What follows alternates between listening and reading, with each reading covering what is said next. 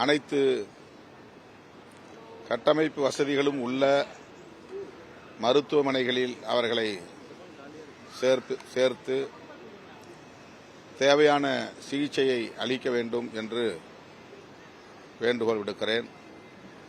உயிரிழந்தோர் குடும்பத்திற்கு தலா 10 லட்சமும் காயமடைந்தவர்களுக்கு தலா 1 லட்சமும் தமிழ்நாடு அரசு இழப்பீடாக அறிவித்திருக்கிறது. உயிரிழந்தோர் குடும்பத்திற்கு தலா 50 லட்சமாக உயர்த்தி வழங்க வேண்டும் என்றும், காயமடைந்த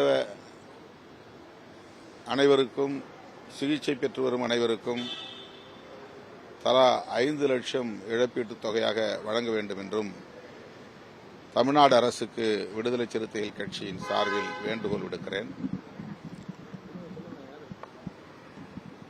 இந்த பெரும் துயரத்திற்கு யார் பொறுப்பு என்பதை விட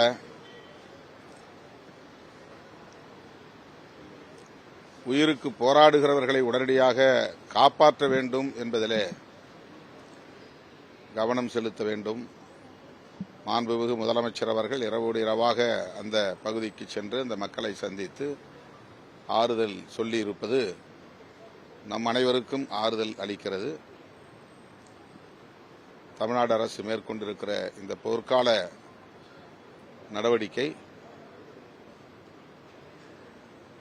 பாதிக்கப்பட்ட அனைவருக்கும் ஆறுதல் அளிக்கக்கூடியதாக அமைந்திருப்பது வரவேற்புக்குரியது.